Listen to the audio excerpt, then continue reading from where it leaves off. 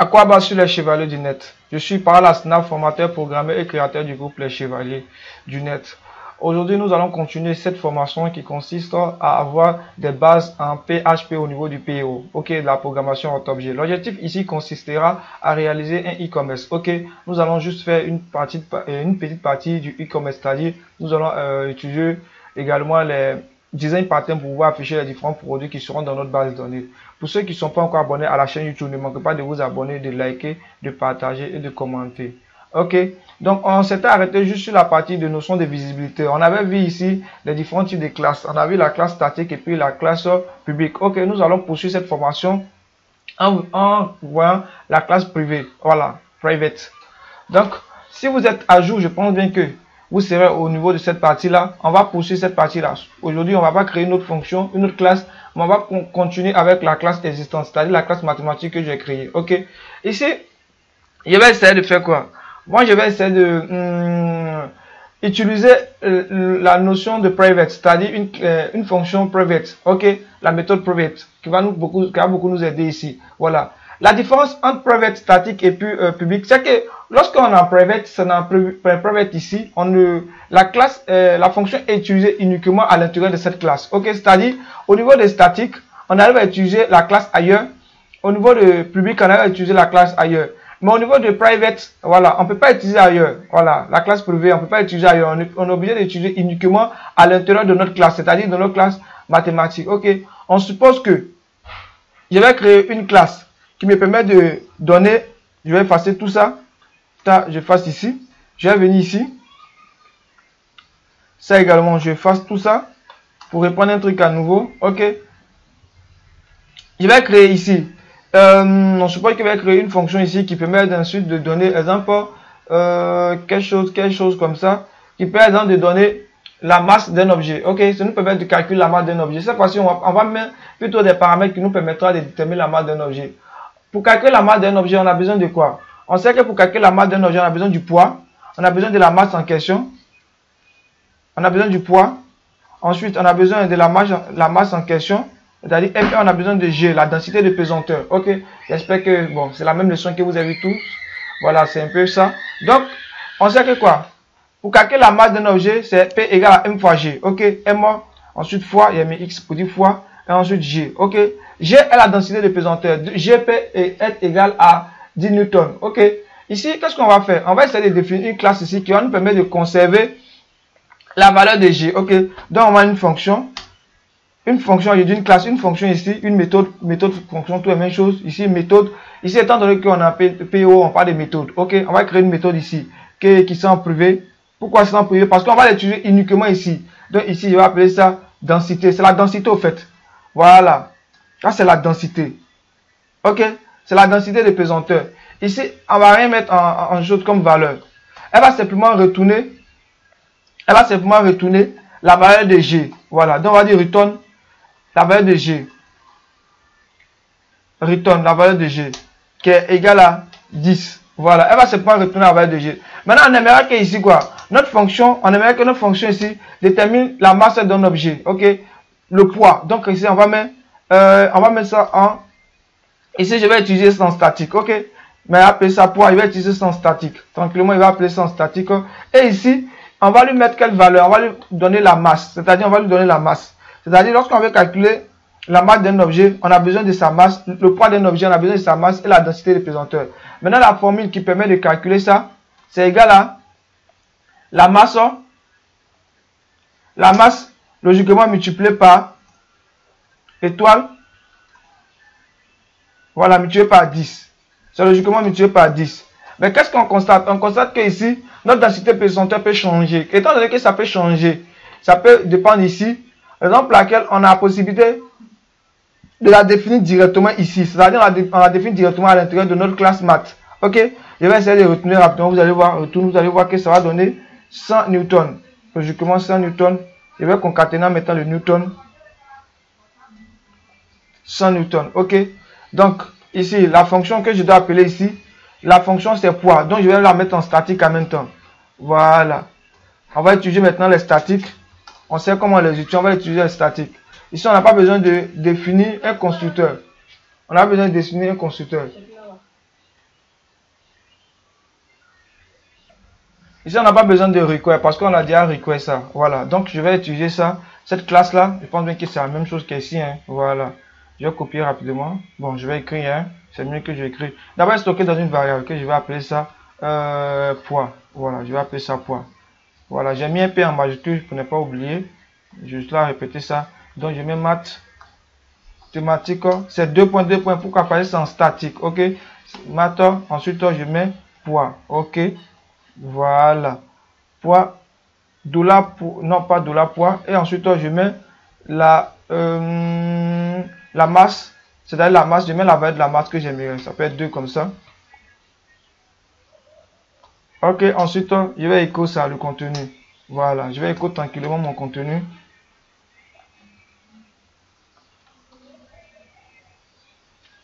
Voilà. Ensuite, je vais venir actualiser rapidement pour voir qu'est-ce que ça donne. En mesure constante, point virgule, n'existe pas. Au niveau de la ligne digitale, ok, tu vas voir, j'ai oublié de mettre point virgule à quelque part. Au niveau de la ligne digitale, ah oui, c'est ma concaténation, ça n'a pas de sens ici. Bon, ça n'a pas de sens ici. Il y a moins de parenthèses, c'est encore mieux. Bon, je vais inverser. Ce serait mieux de mettre 10 multiplié par étoile. Voilà, ce serait quand même mieux. Parce que c'est là qu'il cause le problème en fait. C'est le 10, c'est une constante. Donc quand il prend la constante, il me dit que c'est bizarre qu'il n'a pas retrouvé. Donc vous voyez, ça fait les 20 newtons. Ok. Donc ici, si j'aimerais changer ici le contenu de ma densité représentée qui est 9,5 comme ça, on se voit que c'est 9,99, 33 comme ça. Automatiquement, je change ici. Quand vous changez, je change ici, vous voyez que ça ne change pas. Donc qu'est-ce que je peux faire? Ok. Lorsqu'il y a une fonction, lorsqu'il y a une méthode qui doit être utilisée à l'intérieur ici, voilà, on utilise vis. Donc ici, on dit, ah, tu vas utiliser l'élément qui est ici. Donc je mets vis, voilà, je mets vis ici, je vais écrire, vous allez voir. Ensuite, je viens actualiser ici, vous allez voir ce qui ça va donner. La ligne du temps, matin, point.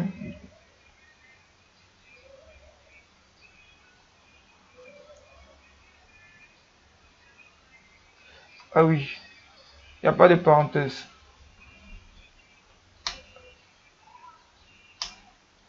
Ok, j'ai une petite erreur qui fait quand ça marche pas.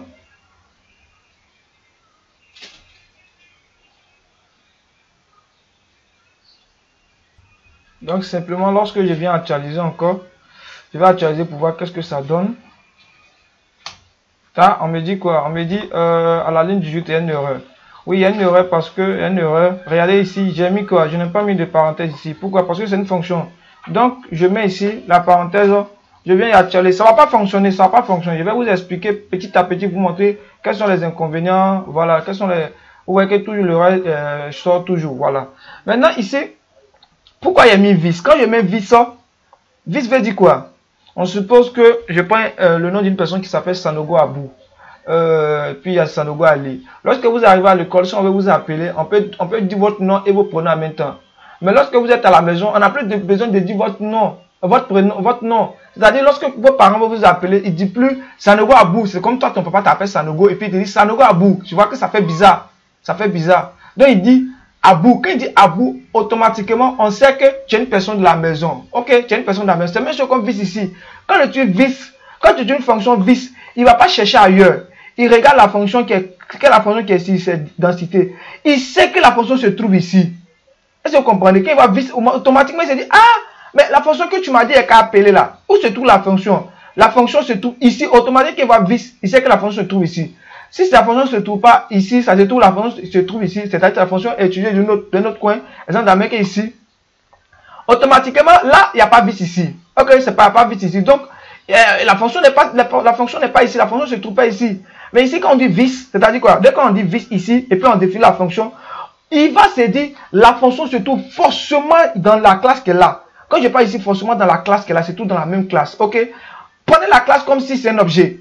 C'est comme si c'est un carton et puis on met plusieurs objets à l'intérieur. Ok? Voilà. Donc quand on dit vis densité, automatiquement il se dit, ah, je sais qu'il va remonter d'un cran, c'est-à-dire il sort de la fonction, il cherche, il va forcément trouver la fonction à l'intérieur de cette classe. Ça peut être en bas ou en haut. C'est-à-dire quand je dis en bas, on va essayer en haut ici. Comme on peut définir la fonction en bas ici. C'est-à-dire quoi? Je peux couper comme ça et je peux coller ici. C'est la même chose. Voilà. Or, lorsque c'est la programmation procédurale, lorsque tu fais comme ça, il est obligé d'exécuter ça avant d'exécuter ça. Mais en PHP, c'est pas comme ça. Même si tu peux définir jusqu'à la dernière ligne. Mais lorsque tu appelles ça, il va venir fouiller. Est-ce que cette fonction que tu as définie ici, densité, est-ce que c'est existe dans ma classe? Est-ce que c'est existe dans ma classe? Est-ce que vous comprenez? Est-ce que c'est existe dans ma classe? Lorsque c'est existe dans ma classe, c'est même chose comme le numéro de téléphone. Lorsque tu dois appeler une personne ou bien tu dois écrire à une personne qui n'est pas en dehors de ton pays, tu es obligé de mettre l'indicateur. Elles ont supposé que toi tu écris une personne qui est en Côte d'Ivoire, tu as même plus de 225. Voilà.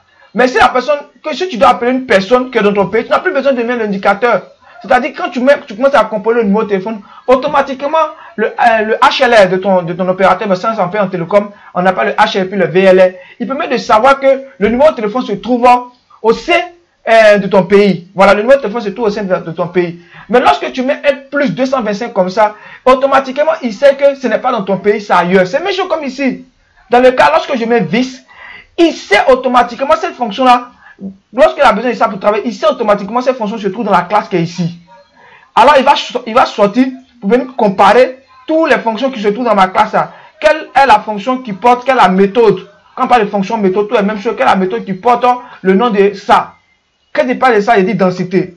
Donc, je pense bien que si vous ne comprenez pas, essayez de laisser les commentaires. Vous allez voir que c'est pas aussi compliqué que ça. C'est ça qui fait un peu la force en PHP, programmation en objet, surtout en programmation en objet. C'est que on peut imbriquer les fonctions les uns aux autres. On peut les utiliser. Voilà. Si tu veux, je peux aller la fonction à la dernière ligne et l'appeler après. Mais quand tu fais, il exécute textuellement ce que tu as demandé. Mais la programmation procédurale, c'est après l'exécution de ça, ça donne ça.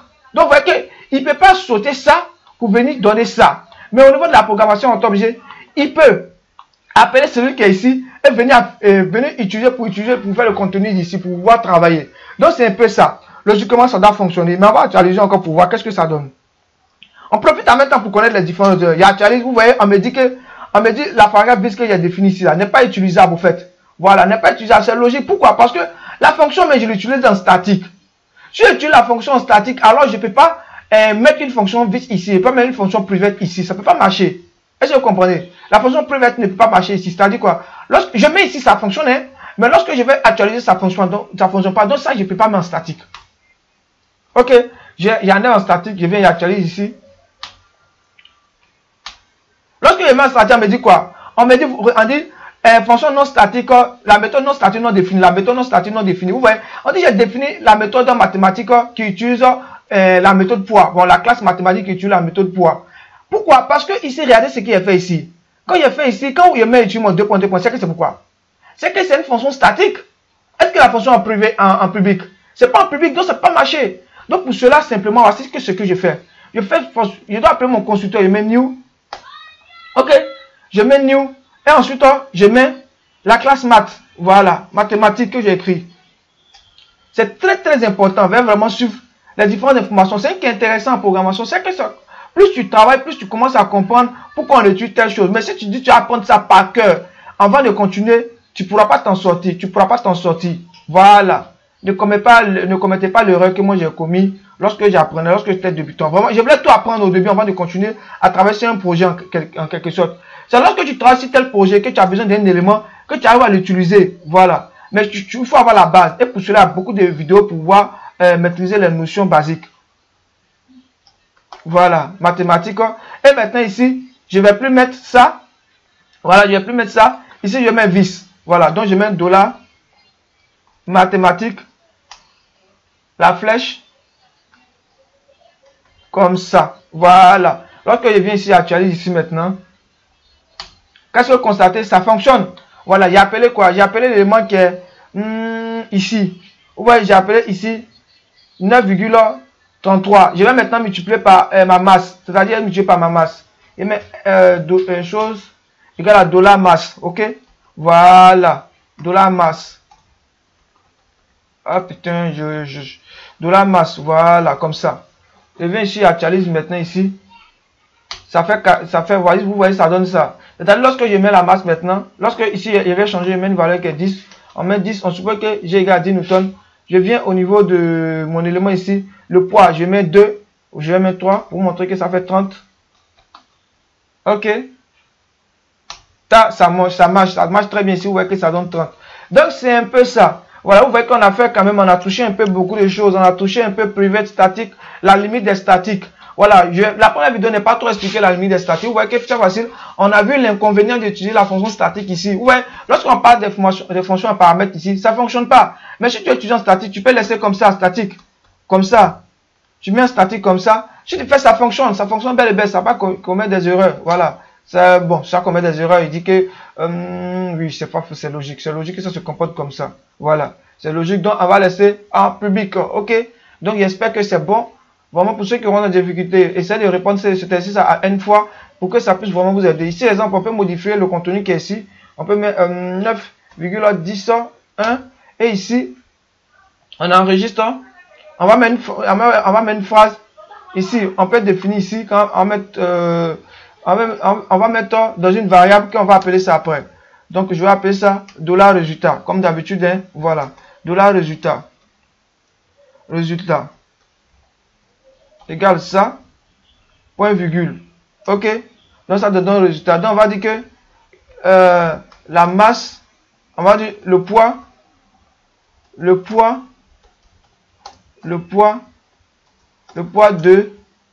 la masse que la personne va définir ici. OK? Je vais mettre la masse ici directement. Alt 4. Je mets comme ça. Ça marche pas, ça marche pas.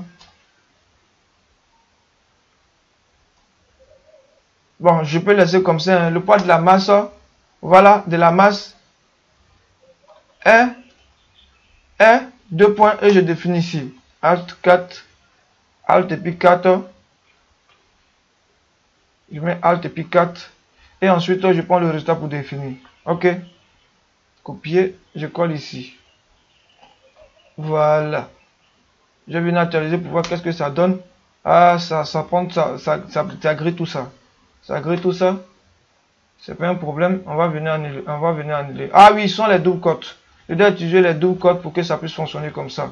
Mais si votre PHP n'est pas en 3 points, c'est-à-dire que votre serveur n'est pas en 3 points avec le PHP 7 points, ça n'a pas fonctionné. Hein. Je vous informe, ça n'a pas fonctionné. C'est-à-dire que vous devez continuer de concaténer. Au moment de mon cas ici, j'ai la chance, PHP me permet de faire ça, donc ça fonctionne directement.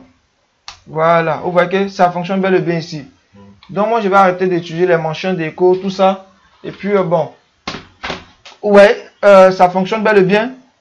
Mais lorsque votre PHP n'est pas à 3 points, vous ne pouvez pas utiliser ça. Vous ne pouvez pas utiliser ça. Si vous utilisez ça, ça n'a pas fonctionné. Donc je vais essayer de voir la vidéo si c'est pas trop long. Voici c'est un peu long, on va s'arrêter à 18 minutes et quelques.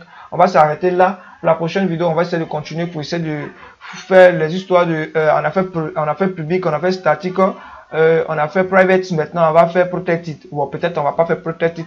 On va commencer à rentrer dans le vif du sujet. Je pense bien qu'on a déjà fait un retour, on a déjà vu tout ça. Les autres fonctions vont se voir petit à petit. Donc on va se limiter là. J'espère que vous allez reprendre ça une fois. Si vous reprenez pour essayer de voir comment on utilise ça, et puis c'est bon. Pour la prochaine vidéo, on va se limiter pour une dernière vidéo. On va essayer d'utiliser les getters et les setters. Moi je vais montrer seulement les getters pour montrer pourquoi on utilise get. C'est la même chose, il n'y a pas de différence entre utiliser get. On peut également voir get, on va voir rapidement. Ici simplement, comme étant donné que lui retourne cette valeur qui est là, on peut mettre get. Voilà, vous mettez get. Pour dire qu'il va retourner seulement le contenu d'un élément. Donc ici ça fait get. OK? On va dire ça retourner le contenu d'un élément. Non, ça fait get. Vous voyez, ça fait get simplement. Voilà. Vous allez voir dans certaines choses, il y a des gens qui ont mis les getters et les setters, c'est la même chose. Vous pouvez définir ici directement le nom d'entité ou ça vous pouvez mettre get. Voilà. Maintenant, les setters quoi? Setter lui permet de, lorsqu'on veut modifier des informations, c'est-à-dire quoi? Le getter lui envoie une information, le set lorsque on va retourner une information. OK? Donc c'est à peu près même ça, c'est pas trop un problème entre les getters et les setters. Ce sont les setters qui sont beaucoup utilisés. Donc les getters qui sont beaucoup utilisés. Donc je pense bien que on a fait le tout de ce qu'on veut en PO. Tout ce qui viendra sera, on va le voir dans le projet. OK, donc à bientôt pour la prochaine vidéo. On va commencer par le projet. Donc à bientôt pour la prochaine vidéo. Je vous aime. Ciao, ciao.